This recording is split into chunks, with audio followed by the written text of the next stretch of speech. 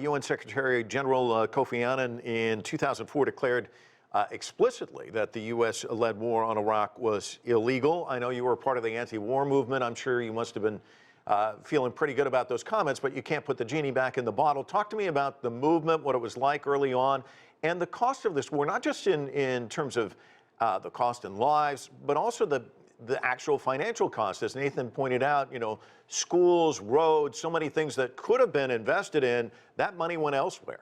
Right, and elsewhere means basically to U.S. military contractors. I mean, when you talk about spending trillions, $1 or $2 or $3 trillion on Iraq, most of that money is not going to Iraqis. It's going to U.S. arms manufacturers.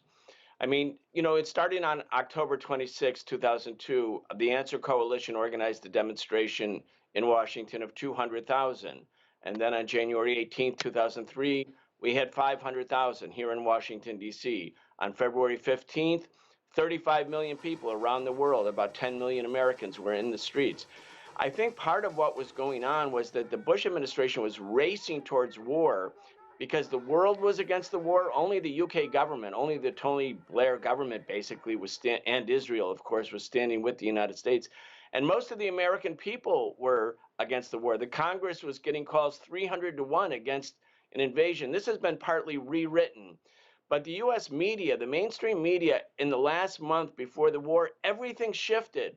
You had retired generals and admirals and colonels now becoming the commentators on all the cable news networks, promoting the idea that war was inevitable.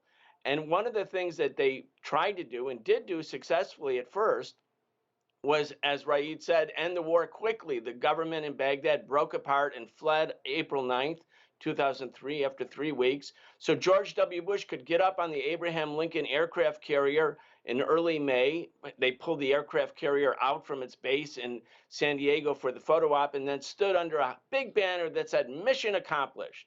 Meanwhile, the U.S. was setting up torture centers like Abu Ghraib. Hundreds of thousands of Iraqis were made unemployed. Millions were made refugees. Hundreds of thousands, according to the Lancet Medical Journal, by 2010 had died. This was the mission. This was mission accomplished. And again, George W. Bush and Cheney and Rumsfeld, they got a pass.